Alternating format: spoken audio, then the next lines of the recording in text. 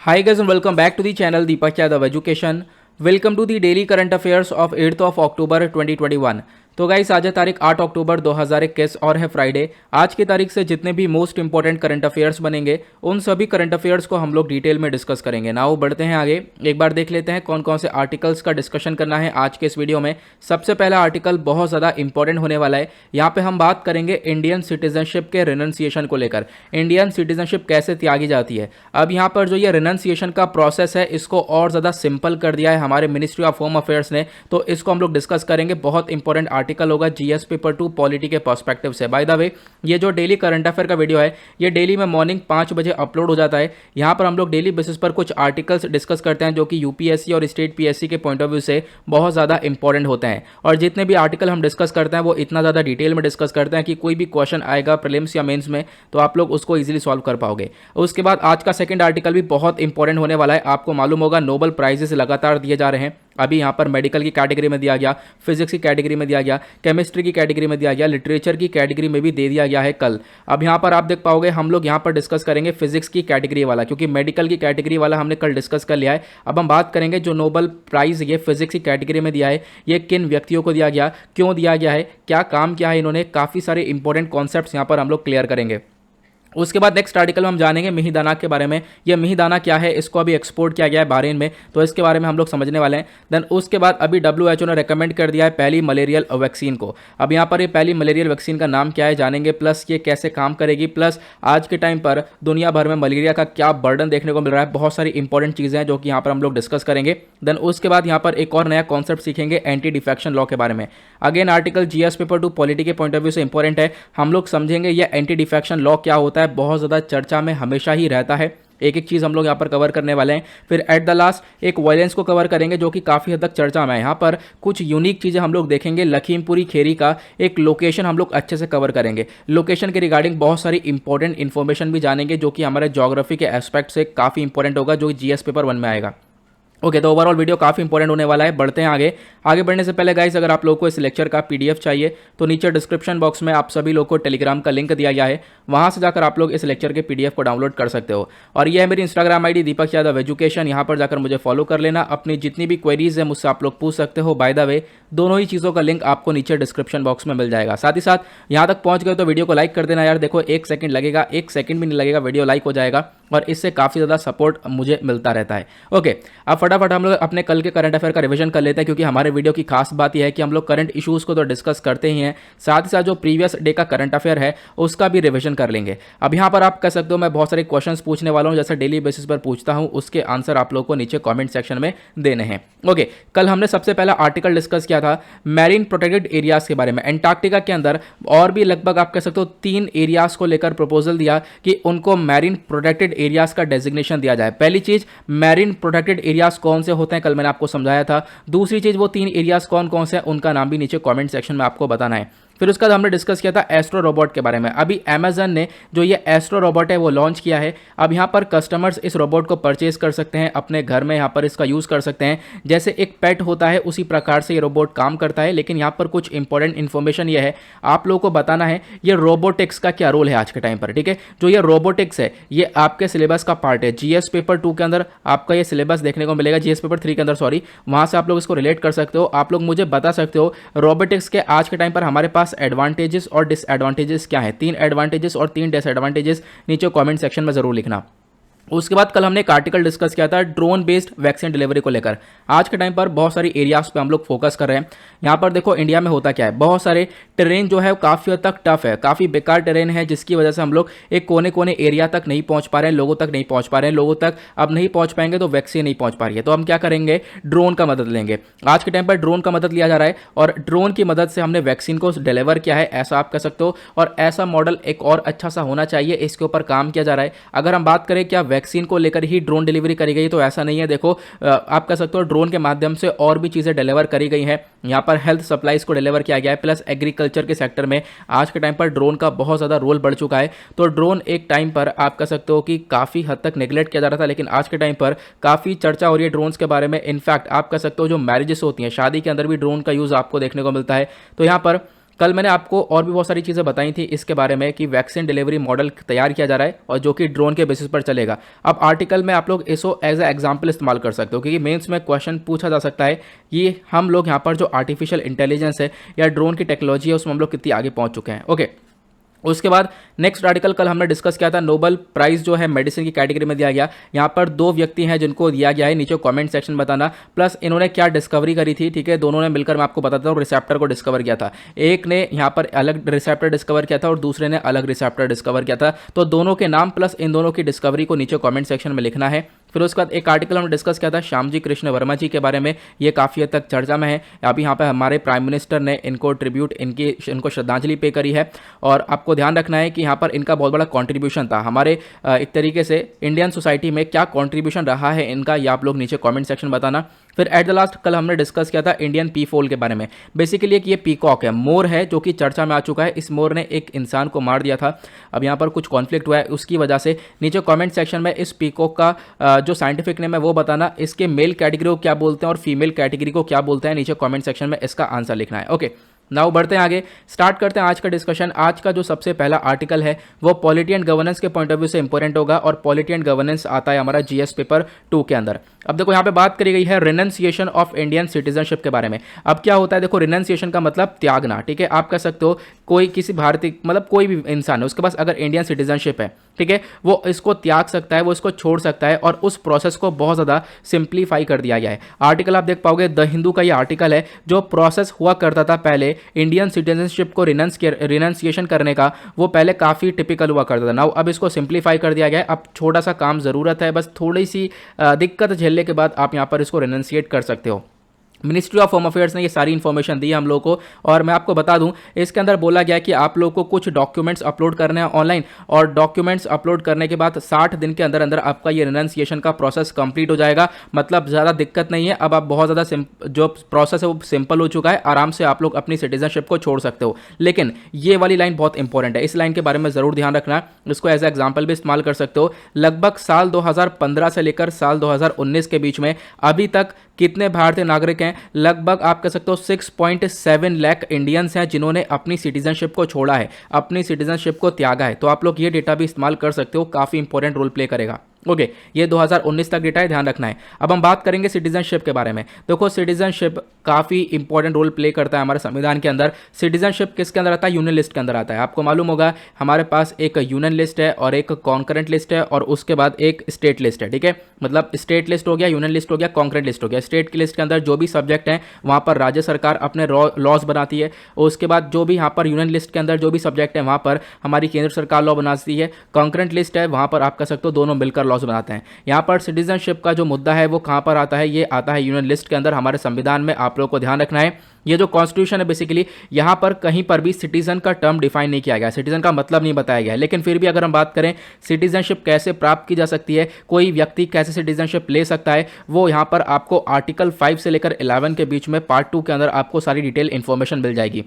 ये पॉइंट और ध्यान रखना, देख पाओगे बहुत सारे हमारे प्रोविजंस हैं, हमारे संविधान के प्रोविजंस हैं जो कि 26 जनवरी 1950 को आए थे। लेकिन जो ये सिटीजनशिप वाला प्रोसेस है, जो ये सिटीजनशिप वाला पूरा का पूरा मैटर है, ये एक तरीके से इन्फोर्स किया गया था 26 जनवरी 1949 में। तो आपको ध्यान रखना है हमारा जो एक तरीके से कॉन्स्टिट्यूशन है उसको साइन तो बाद में किया गया था लेकिन अडॉप्ट हम लोग पहले ही कर चुके थे, तो आप लोगों को इसके बारे में मालूम होगा। ठीक है, तो 26 जनवरी 1949 या फिर आप कह सकते हो 26 नवंबर 1949 जो ये टाइम है, ठीक है, आप कह सकते हो तब से यहाँ पर सारे प्रोविजंस लागू होते हैं सिटीजनशिप के। तो आपको इसके बारे में ध्यान रखना है। अब बात करते हैं कोई व्यक्ति सिटीजनशिप को कैसे एक्वायर कर सकता है, कैसे ले सकता है। तो सिटीजनशिप एक्ट 1955 बताता है 5 तरीके हैं, उस तरीकों से यहाँ पर कोई भी सिटीजन जो है इस सिटीजनशिप को ले सकता है। यहाँ पे आप तो कैसे, तो उसका जन्म यहां पर भारत के अंदर हुआ हो, ठीक है, डिसेंट हो, रजिस्ट्रेशन हो, या फिर यहाँ पर नेचुरलाइजेशन या फिर इनकॉर्पोरेशन ऑफ अ टेरिटरी। इन 5 माध्यम से आप कह सकते हो यहाँ पर कोई भी व्यक्ति सिटीजनशिप ले सकता है। इसके बारे में आप लोग ध्यान रख सकते हो। ठीक है, इसको काफ़ी डिटेल में कवरेज मिल जाएगा। अभी सिर्फ और सिर्फ एक आइडिया रखने के लिए बताया, क्योंकि अलग से अगर हम सिटीजनशिप को डिस्कस करेंगे तो 1 घंटे का तो पूरा सिटीजनशिप का टॉपिक है वो ही निकल जाएगा। अभी इस वजह से मैंने ऊपर से बता दिया है, कभी मैं आपको फिर से इसके बारे में डिटेल में समझा दूंगा। अभी जो मुद्दा है, जो करंट इशू है, हम लोग उसको समझने की कोशिश कर रहे हैं। अब हम लोग समझ रहे थे रिनंसिएशन के बारे में। ये तो हमने देख लिया कि कैसे यहाँ पर सिटीजनशिप प्राप्त होती है, लेकिन अभी हम बात किसकी कर रहे हैं कि सिटीजनशिप को त्यागा कैसे जाता है। तो ये एक इंपॉर्टेंट पॉइंट है। आप देख पाओगे बहुत सारे तरीके हैं सिटीजनशिप को छोड़ने के भारत के अंदर। सबसे पहला तरीका है वॉलंटरी रिनंसिएशन, मतलब जानबूझकर आप लोग छोड़ सकते हो। मान लो कोई इंडियन सिटीजन है, उसकी अपनी खुद की विश है और आप कह सकते हो फुल एज है, पूरे तरीके से एलिजिबल है अपनी सिटीजनशिप को छोड़ने के लिए, तो वो अपनी मर्जी से इसको छोड़ सकता है। लेकिन शर्त यह है जब कोई व्यक्ति अपनी सिटीजनशिप को छोड़ेगा तो उसका जो भी माइनर चाइल्ड है, माइनर मतलब 18 साल से कम उम्र वाला बच्चा है, उसकी भी इंडियन सिटीजनशिप चली जाएगी साथ ही साथ। ठीक है, तो आपको ध्यान रखना है, मान लो कोई व्यक्ति है, उन्होंने इंडियन सिटीजनशिप छोड़ी, उनका बच्चा है 18 साल से कम उम्र का, तो उसकी भी सिटीजनशिप चली जाएगी। लेकिन इसमें एक चीज़ और है, इसमें एक चीज़ और है कि यह है कि जो बच्चा जब 18 साल का हो जाएगा तो उसके बाद वो चाहे तो इंडियन सिटीजनशिप को ले सकता है। ये भी इसके अंदर एक प्रोसेस है, तो आप लोगों को ध्यान रखना है।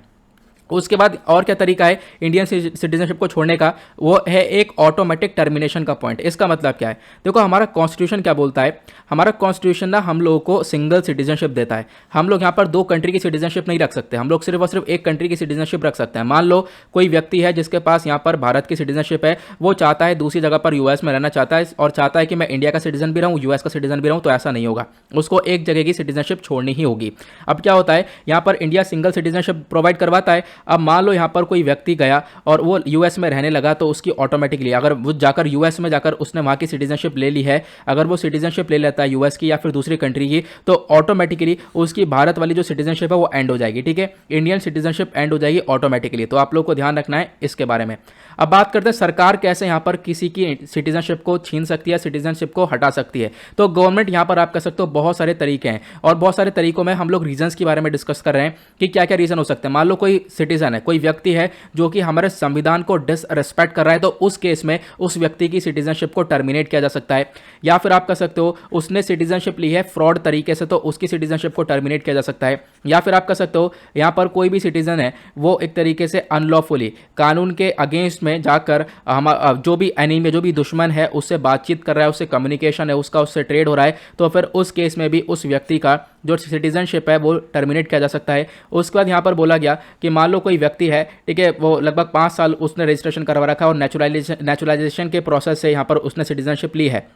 लेकिन होता क्या है, अब यहाँ पर वो सिटीजनशिप लगभग 2 साल तक हमारी कंट्री में रहता है और जेल में रहता है। ठीक है, 2 साल तक आप कह सकते हो उसको जेल की सज़ा मिलती है, तो उस केस में भी उसके जो सिटीजनशिप है उसको टर्मिनेट किया जा सकता है। एट द लास्ट अगर हम बात करें, कोई भी सिटीजन इंडिया से बाहर रह रहा है, लगभग यहाँ पर 7 साल से वो लगातार बाहर रह रहा है, 7 साल से इंडिया में आया नहीं है, तो उसकी भी यहाँ पर सिटीजनशिप गवर्नमेंट टर्मिनेट कर सकती है। ये आप लोग को ध्यान रखना है। ये वाला जो पॉइंट है ना, सेकंड लास्ट वाला, इस पॉइंट में थोड़ा सा एक तरीके से ट्विस्ट है। वो ट्विस्ट क्या है, जब आप लोग ये पढ़ोगे कि सिटीजनशिप को कैसे एक्वायर किया जा सकता है, तभी आपको ये समझ में आएगा। ठीक है, तो अभी के लिए इसको छोड़ भी सकते हो। अभी हम सिर्फ और सिर्फ रेनंसिएशन के बारे में बात करें, तो आप लोगों को ध्यान देना है। ठीक है, एक्वायर के एक्विजिशन के बारे में भी आपको लोगों को मैं बता दूंगा, क्योंकि ये अलग से टॉपिक है। सिटीजनशिप एक बहुत बड़ा टॉपिक है। अभी जो करंट इशू है हम लोग सिर्फ उसी को डिस्कस कर रहे हैं। ओके, नाउ बढ़ते हैं अगले आर्टिकल की तरफ।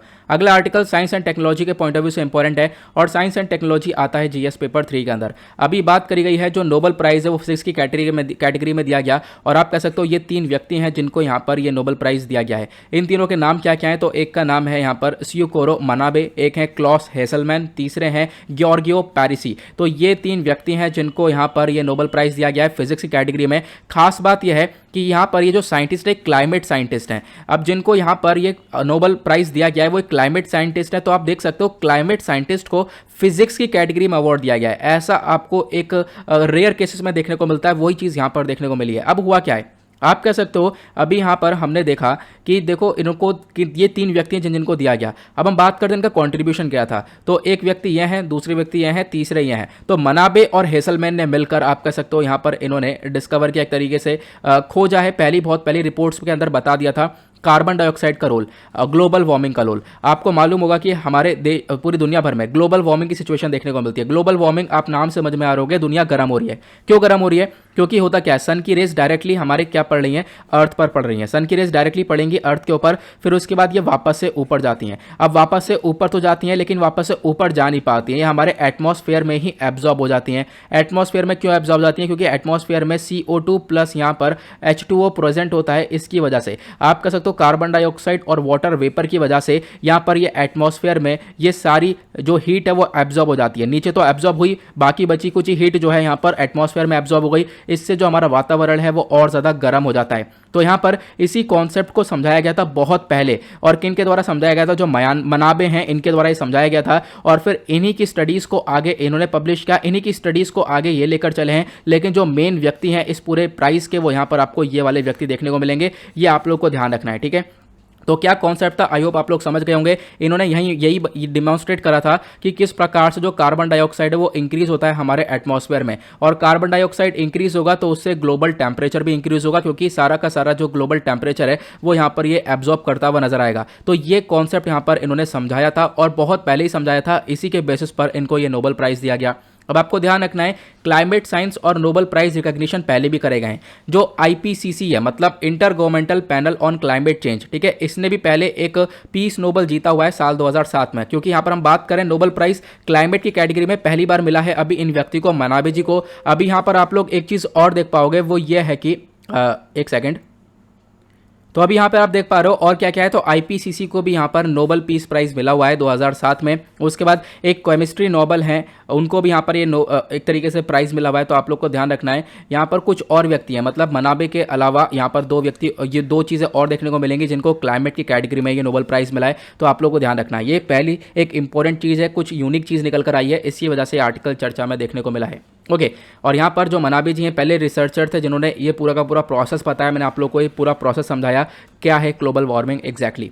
आगे बढ़ते हैं अगले आर्टिकल की तरफ। अगला आर्टिकल हमारा बेसिकली जीएस पेपर 1 कल्चर के पॉइंट ऑफ व्यू से इंपॉर्टेंट है, नॉट हिस्ट्री। ओके, अगर हम बात करें मिहिदाना, मिहिदाना क्या है, एक स्वीट डिश है, मिठाई कह सकते हो आप लोग, ये आप लोग देख पा रहे होंगे। अभी इस मिहिदाना को जीआई टैग मिला है, तो इसके बारे में चर्चा हो रही है। अब यहाँ पर एक तरीके से जीआई टैग इसको पहले ही मिल चुका है, अभी क्या हुआ है, इस मिहिदाना को एक तरीके से एक्सपोर्ट किया गया है। वेस्ट बंगाल में पॉपुलर मिहिदाना, इसको एक्सपोर्ट किया गया बहरीन में। अभी वेस्ट बंगाल से एक मैंगो को एक्सपोर्ट किया गया था बहरीन में, उस मैंगो का नाम क्या है, नीचे कमेंट सेक्शन में इसके बारे में भी आप लोगों को बताना है। तो यहाँ पर आप लोग देख पाओगे, पहला consignment of geographical indication tagged sweet dish, यहाँ पर मिहिदाना एक जीआई टैग स्वीट डिश है, जिसको एक तरीके से वेस्ट बंगाल के बर्धमान से भेजा गया है बहरान तक। तो आप लोग इसके बारे में ध्यान रख सकते हो। आर्टिकल ऑल इंडिया रेडियो का है, इंपॉर्टेंट आर्टिकल है, प्लस पीआईबी में भी इसको कवर किया गया है, चाहे वो एयर न्यूज़ हो चाहे वो पीआईबी हो, यहाँ सभी जगह पर गवर्नमेंट डायरेक्टली डेटा पब्लिश करती है और इंपॉर्टेंट डेटा होता है हमारे एग्जाम के लिए। तो आप लोग को इसके बारे में ध्यान रखना है। ये स्वीट डिश क्या है मैंने आप लोग को समझा दिया है। यहाँ पर हम लोग एक कॉन्सेप्ट और सीखेंगे, ये जीआई टैग एग्जैक्टली क्या होता है, कब तक यहाँ पर इसको दिया जाता है। देखो, जीआई टैग के अपने आप में बहुत ज़्यादा फायदे हैं।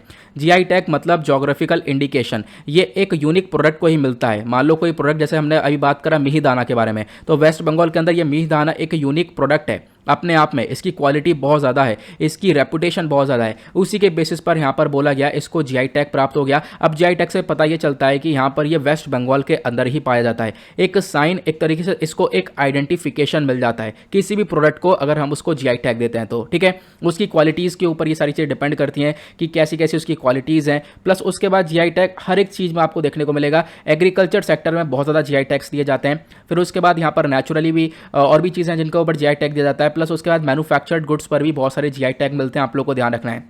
जीआई टैग के बेनिफिट्स क्या है, देखो जीआई टैग का बेनिफिट यह है, मान लो किसी प्रोडक्ट को जीआई टैग मिल गया, अब यहाँ पर कोई दूसरा प्रोड्यूसर ना उसका नाम खराब नहीं कर सकता, मतलब उसी प्रोडक्ट को दूसरे नाम से नहीं बेच सकता, क्योंकि वहाँ पर एक पर्टिकुलर एक जगह पर जीआई टैग मिल चुका है। अब वो चीज़ जो है, वो प्रोडक्ट जो है, वही एक तरीके से एरिया सेल करेगा जहाँ पर जिस प्रोडक्ट के जीआई टैग को मिला है। तो ये आप लोगों को ध्यान रखना है। मान लो यहाँ पर कोई प्रोड्यूसर है दूसरा, वो यहाँ पर मिसयूज़ कर रहा है उसी प्रोडक्ट का नाम, मार्केट के अंदर गलत तरीके से फैला रहा है, या उसका एक तरीके से सिमिलर प्रोडक्ट गलत तरीके से बेच रहा है, तो वो चीज़ें कहीं ना कहीं प्रोहिबिट करी जाएंगी, उस चीज़ के ऊपर रोक लगाई जाएगी। तो जीआई टैग कहीं ना कहीं प्रोटेक्शन देता है किसी व्यक्ति को। प्लस उसके बाद आप कह सकते हो जीआई टैग से एक फ़ायदा ये भी होता है, एक आपको पता ये चलता है कि जिस एरिया के अंदर जीआई टैग मिला है किस प्रोडक्ट के ऊपर, वो एक ऑथेंटिक प्रोडक्ट है, एक अच्छा एक तरीके से एक बिल्कुल आप कह सकते हो ऑथेंटिक, मतलब कि बिल्कुल सही प्रोडक्ट है, ऐसा नहीं कि हमारे पास डुप्लीकेट लग रहा है। तो इस प्रकार से भी जीआई टैग को देखा जाता है, और इसी की वजह से आप कह सकते हो उस पर्टिकुलर एरिया की इकोनॉमी वगैरह ग्रो होती है। क्योंकि दूसरी जो कंट्रीज हैं, मान लो अभी हमने देखा ये मिहिदाना को जीआई टैग मिला हुआ है, इसको एक्सपोर्ट किया गया, ज़्यादातर प्रोडक्ट्स हम लोग वही एक्सपोर्ट कर रहे हैं जिनको जीआई टैग मिला हुआ है। इससे क्या होगा, उस पर्टिकुलर एरिया की इकोनॉमी ग्रो होगी, जिस पर्टिकुलर एरिया का वो प्रोडक्ट होगा। जैसे अभी मिहिदाना वेस्ट बंगाल का है, तो वेस्ट बंगाल की इकोनॉमी ग्रो होती हुई नजर आएगी, क्योंकि वहां पर यह सामान एक्सपोर्ट किया गया। ओके, जीआई टैग प्रोटेक्शन के बारे में आप लोगों को ध्यान रखना है। इंडिया खुद मेंबर है एक डब्ल्यूटीओ का, वर्ल्ड ट्रेड ऑर्गेनाइजेशन का, और यहाँ पर एक तरीके से जो जीआई टैग है बेसिकली इसका रजिस्ट्री ऑफिस आपको चेन्नई के अंदर देखने को मिलेगा। और क्या होता है ना, बेसिकली यहाँ पर आपको किसी प्रोडक्ट को रजिस्टर करवाना है एज अ जीआई टैग, अपने प्रोडक्ट को जीआई टैग देना है, तो वो 10 साल के लिए वैलिड रहता है। 10 साल के बाद अगर उसको आप फर्दर इंक्रीज करवाना चाहते हो तो उसको इंक्रीज करवाया जा सकता है। तो आप लोग इसके बारे में एक आइडिया रखना। ओके, आगे बढ़ते हैं अगले आर्टिकल की तरफ। अगला आर्टिकल हेल्थ के पॉइंट ऑफ व्यू से इंपॉर्टेंट है और हेल्थ आता है हमारा जीएस पेपर 2 के अंदर। यहाँ पे बात करी गई है पहली मलेरिया वैक्सीन है जिसका नाम दिया गया है मॉस्क्यूरिक्स। यहाँ पर जो मलेरिया वैक्सीन है इसको एक तरीके से रेकमेंड करा है वर्ल्ड हेल्थ ऑर्गेनाइजेशन ने, और ये दुनिया की पहली मलेरिया वैक्सीन इसको बोला जा रहा है। कहीं ना कहीं ये मलेरिया को, जो मलेरिया का डर है इसको कम करता हुआ नजर आएगा। मलेरिया अपने आप में एक तरीके से जानलेवा बीमारी आपको देखने को मिलेगा, और ये जो मलेरिया है बेसिकली मच्छर से होता है, और वो मच्छर एक फीमेल है, ठीक है, एक फीमेल मॉस्क्यूटो है जिनको हम लोग बोलते हैं एनोफिलिस मॉस्क्यूटो। इसकी वजह से यहाँ पर ये मलेरिया फैलता है। उसके बाद बोला गया ये एक तरीके से पैरासाइट इंजेक्ट कर देता है बॉडी के अंदर, और वो पैरासाइट लोगों के ब्लड स्ट्रीम में चला जाता है, और ब्लड स्ट्रीम में जाने के बाद वो पैरासाइट लिवर तक पहुंचता है, लंग्स तक पहुंचता है, और उसकी वजह से आप कह सकते हो ये पूरी तरह से मलेरिया से बॉडी इन्फेक्ट हो जाती है। तो आप लोगों को ध्यान रखना है। इंडियन एक्सप्रेस का आर्टिकल है, ये मॉस्क्यूरिक्स क्या है मैंने आपको बताया। ये पहली मलेरिया वैक्सीन है जिसको WHO की बैकिंग मिली है, जिसको रेकमेंड किया है वर्ल्ड हेल्थ ऑर्गेनाइजेशन ने कि आप इस वैक्सीन का इस्तेमाल कर सकते हो, ये मलेरिया को खत्म करने में मदद करेगी। इसके बारे में आपको बताता हूं। देखो, इसको RTS-SASO1 भी बोला गया है। इसका नाम मॉस्क्यूरिक्स है, ठीक है। मॉस्क्यूरिक्स बेसिकली एक इंजेक्टेबल वैक्सीन है, एक वैक्सीन है जिसको इंजेक्शन के थ्रू दिया जाएगा, और ये वैक्सीन टारगेट किसको करेगी, मलेरिया का ही एक खुद का एक तरीके से टाइप है। जैसे मलेरिया मैंने आपको बताया ना, जो मच्छर है वो क्या करता है बॉडी के अंदर पैरासाइट को इंजेक्ट कर देता है, पैरासाइट को डाल देता है, जिसकी वजह से हमारी तबियत खराब होने लगती है। तो पैरासाइट अलग अलग टाइप्स के होते हैं। एक पैरासाइट होता है पी फैल्कीपैरम, ठीक है। तो इस पी फैल्कीपैरम को टारगेट करेगी ये वाली वैक्सीन जो मॉस्क्यूरिक्स वैक्सीन है। तो आपको ध्यान रखना है, आपसे क्वेश्चन बन सकता है, ठीक है। उसके बाद आप कह सकते हो ये पहली और इकलौती ऐसी वैक्सीन है जो कि कहीं ना कहीं बच्चों को प्रोटेक्शन प्रोवाइड करवाएगी, क्योंकि बच्चों के अंदर ये मलेरिया के केसेस बहुत ज़्यादा देखने को मिलते हैं, तो इनको प्रोटेक्शन मिलेगा। साथ ही साथ यहाँ पर आप कह सकते हो इस पूरे के पूरे वैक्सीन को डेवलप किया गया किसके द्वारा, एक ब्रिटिश ड्रग मेकर हैं जिनका नाम है ग्लैक्सोस्मिथक्लाइन। इनके द्वारा इसको बनाया गया है 1987 में। लेकिन अभी ये चर्चा में क्योंकि WHO ने रिकमेंड किया है कि एक अच्छी वैक्सीन है, WHO ने इस वैक्सीन को पूरी तरह से अपना सपोर्ट दिखाया है और बोल दिया कि दुनिया की पहली मलेरिया वैक्सीन है ये। उसके बाद यहाँ पर ये जो मॉस्क्यूरिक्स है इसके अंदर बहुत सारे एक्टिव सब्सटेंसेस हैं जो कि आप कह सकते हो ये प्रोटीन से बनी पड़ी है। उसके बाद यहाँ पर और भी बहुत सारी चीज़ें देखने को मिलती हैं, जैसे कि यहाँ पर RTS मैंने आपको बताया। RTS इसका मेन काम यह है कि जो हमारा जो इम्यून सिस्टम है उसको और ज़्यादा बेहतर कर देगा। ऑब्वियस ही बात है, जब यहाँ पर किसी पर्टिकुलर व्यक्ति का इम्यून सिस्टम अच्छा होगा तो वो किसी भी बीमारी से लड़ सकता है। आप लोगों को मालूम होगा, कोविड में आपने बहुत पढ़ा होगा इम्यूनिटी के बारे में। आप सभी लोगों ने घर पर बैठकर इम्यूनिटी को बूस्ट किया होगा बहुत चीज़ें खा के, है ना। हाँ, तो ये हो ही रहा था। तो यहाँ पर क्या है, जो एक तरीके से RTS है ये क्या काम करेगा, इम्यून सिस्टम को स्ट्रॉन्ग करेगा। इससे क्या होगा, यहाँ पर जो मलेरिया है बेसिकली वो डिफेंड करता हुआ नजर आएगा। मलेरिया को एक तरीके से यहाँ पर हमारा इम्यून सिस्टम डिफेंड करता हुआ नजर आएगा। इसके बारे में आपको ध्यान रखना है। प्लस उसके बाद यहाँ पर और क्या क्या चीज़ें हैं, और चीज़ें यहाँ पर बताया गया, ये जो वैक्सीन है ये हेल्प करेगा हमें, एक इन्फेक्शन है उसके अगेंस्ट में प्रोटेक्शन देगा। यानी इन्फेक्शन बहुत सारे होते हैं, हेपेटाइटिस B वायरस का इन्फेक्शन होता है, तो इस वायरस से भी बचाएगा ये वैक्सीन। तो आप लोग ध्यान रख सकते हो, मलेरिया के अलावा और भी दिक्कतों से बचाने में मदद करेगा। आज के टाइम पर जो ये मलेरिया बीमारी है इसका बर्डन बहुत ज़्यादा है। इंडिया के ऊपर ही नहीं, दुनिया भर में इसका बहुत बड़ा बर्डन आपको देखने को मिलेगा। अगर हम बात करें ग्लोबल दुनिया भर में बात करें तो 2019 के अंदर यहाँ पे बताया गया, एक एस्टिमेशन दिया गया है, लगभग 229 मिलियन केसेस मलेरिया के देखने को मिले हैं दुनिया भर में, ठीक है। उसके बाद बोला गया जो एस्टिमेटेड नंबर ऑफ मलेरिया है एक साल के अंदर लगभग 4,09,000 के आसपास ये केसेस निकल कर आ रहे हैं। 2019 का डेटा है। और बच्चों की बात करें तो बच्चे बहुत बुरी तरह से अफेक्टेड हैं मलेरिया की वजह से। 5 साल से कम उम्र वाली बच्चे अगर हम बात करें, ये एक मोस्ट वल्नरेबल ग्रुप है, मतलब कि ये ऐसा ग्रुप है जिनको सबसे ज़्यादा दिक्कत हुई है। मतलब 5 साल से कम उम्र वाले बच्चों के अंदर ये मलेरिया का इन्फेक्शन सबसे ज़्यादा देखने को मिला है। ये लोग सबसे ज़्यादा अफेक्टेड थे साल 2019 के अंदर, ये डेटा बताया गया, ठीक है। तो आप लोग देख सकते हो, इंडिया की बात करें तो साल 2019 के अंदर इंडिया के अंदर लगभग 5.6 मिलियन केसेस देखने को मिले हैं मलेरिया के। ये आप लोग ध्यान रख सकते हो। अगर हम इसको कंपेयर करें साल 2020 से, तो 2020 के अंदर 20 मिलियन केसेस आपको देखने को मिल रहे हैं। मतलब कि लगातार ये मलेरिया की सिचुएशन बढ़ती हुई नजर आ रही है। प्लस उसके बाद एक क्वेश्चन और आप लोगों से बन सकता है, यहाँ पर दुनिया भर में बहुत सारी कंट्रीज है जो कि मलेरिया फ्री डिक्लेयर हो चुकी हैं, जिनके कंट्रीज़ के अंदर बिल्कुल भी मलेरिया देखने को नहीं मिलेगा। तो लगभग आप कह सकते हो आज के टाइम पर 11 ऐसे देश हैं जहां पर पिछले कुछ समय से मलेरिया देखने को नहीं मिला है और उन कंट्री को मलेरिया फ्री डिक्लेयर कर दिया गया है। पहला क्वेश्चन, यहाँ पर किसी कंट्री को मलेरिया फ्री कौन डिक्लेयर करता है? तो वो WHO डिक्लेयर करता है। आपको ध्यान रखना है, वर्ल्ड हेल्थ ऑर्गेनाइजेशन। और वो कंट्रीज़ कौन कौन सी हैं? एक है यूनाइटेड अरब एमिरेट, 2007 में इसको मलेरिया फ्री डिक्लेयर किया गया था। मोरक्को को 2010 में डिक्लेयर किया गया था। तुर्कमेनिस्तान को 2010 में, आर्मेनिया को 2011 में, श्रीलंका को 2016 में, किर्गिस्तान को 2016 में, पैराग्वे को 2018 में, उज़्बेकिस्तान को 2018 में, अल्जीरिया को 2019 में, अर्जेंटीना को 2019 में और एल सल्वाडोर को 2021 में। तो आप यहाँ पर देख सकते हो ये 11 कंट्रीज़ हैं जिनको अलग अलग ईयर्स में मलेरिया फ्री डिक्लेयर किया गया है। अब आप कहोगे यहाँ पर क्या देखकर मलेरिया फ्री डिक्लेयर किया? तो मान लो कोई कंट्री है, किसी कंट्री के अंदर लगातार 3 साल तक कोई भी मलेरिया का केस नहीं आता है, तो वो भी अपनी ये इन्फॉर्मेशन वो यहाँ पर अप्लाई कर सकता है WHO के अंदर कि WHO उस कंट्री को भी सर्टिफिकेशन दे दे कि वो कंट्री भी मलेरिया फ्री डिक्लेयर हो गई है। तो आप लोगों को ध्यान रखना है कि कोई भी ऐसी कंट्री लगातार अगर 3 साल तक कोई भी मलेरिया का केसेस नहीं निकल कर आता है दुनिया वो उस देश के अंदर, तो वो यहाँ पर अप्लाई कर सकता है और उसके बाद यहाँ पर उसको ये मलेरिया फ्री का सर्टिफिकेट मिल सकता है। ये आप लोगों को ध्यान रखना है। ओके, नाउ बढ़ते हैं अगले आर्टिकल की तरफ। अगला आर्टिकल जीएस पेपर 2 के पॉइंट ऑफ व्यू से इंपॉर्टेंट है। जीएस पेपर 2 में एक टॉपिक सबसे ज़्यादा चर्चा में रहता है, पॉलिटी एंड गवर्नेंस, और एंटी डिफेक्शन लॉ हमेशा चर्चा में रहता है। एंटी डिफेक्शन लॉ क्या है इसको हम लोग समझेंगे। इंडियन एक्सप्रेस ने यह आर्टिकल दिया था, यहाँ पर मैं आपको समझाने की कोशिश करूंगा। हुआ क्या है, तो हाल ही में जो कैलकाटा हाईकोर्ट है, इन्होंने वेस्ट बंगाल असेंबली स्पीकर को एक डेडलाइन दे दी है कि आप अपना एक ऑर्डर पास कर दो डिफेक्शन के केसेस के ऊपर। डिफेक्शन क्या होता है, इसको दल बदल कानून भी बोलते हैं। होता क्या है, यहाँ पर बहुत सारे जो मेंबर ऑफ पार्लियामेंट से या MLAs होते हैं, ये क्या करते हैं, ये काम करते हैं, एक पार्टी को छोड़कर दूसरी पार्टी में चले जाते हैं। तो यहाँ पर इनके अगेंस्ट में ये वाला लॉ काम करता है जिसको एंटी डिफेक्शन लॉ बोला गया है। झारखंड, राजस्थान के अंदर ऑलरेडी चर्चा में लगातार देखने को मिल रहा है। अब हम बात करेंगे एंटी डिफेक्शन लॉ एग्जैक्टली क्या है। तो एंटी डिफेक्शन लॉ बेसिकली यहाँ पर किसी इंडिविजुअल को पनिश करता है। इंडिविजुअल मेंबर कौन कौन से हो सकते हैं? जो मेंबर ऑफ पार्लियामेंट है या फिर MLAs होते हैं, ठीक है।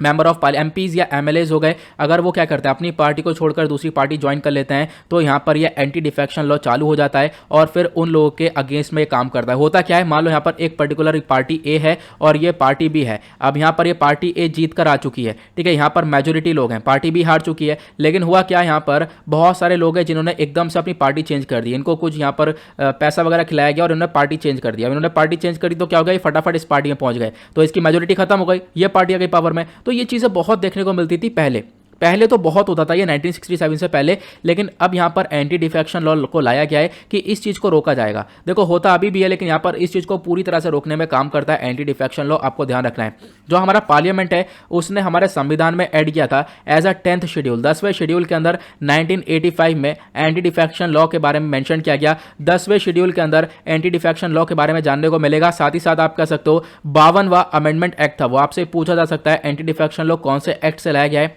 तो 52nd अमेंडमेंट एक्ट से यहाँ पर एंटी डिफेक्शन लॉ को इंट्रोड्यूस किया था, ये आपको ध्यान रखना है। यहाँ पर क्या करते हैं, कोई भी इलेक्टेड मेंबर है, अगर वो अपनी पार्टी को बदलकर दूसरी पार्टी में जाता है तो उसको डिस्क्वालीफाई किया जा सकता है इस एंटी डिफेक्शन लॉ का इस्तेमाल करके। हालांकि यहाँ पर बहुत सारे जो MP MLAs हैं वो ज्वाइन कर सकते हैं दूसरे ग्रुप को, लेकिन आप कह सकते हो उसमें मर्ज का ऑप्शन आएगा, आप पूरी तरह से मर्ज हो सकते हो। ये नहीं कि एक पार्टी एक बंदा छोड़कर भाग रहा है दूसरे में जाकर ज्वाइन कर रहा है, ऐसा नहीं, आपको अलाउ किया जाता है, लेकिन आप यहाँ पर एक तरीके से दूसरे पार्टी में मर्ज हो सकते हो, उसको पूरी तरह से ज्वाइन कर सकते हो, ठीक है। मैं आपको समझाता हूं।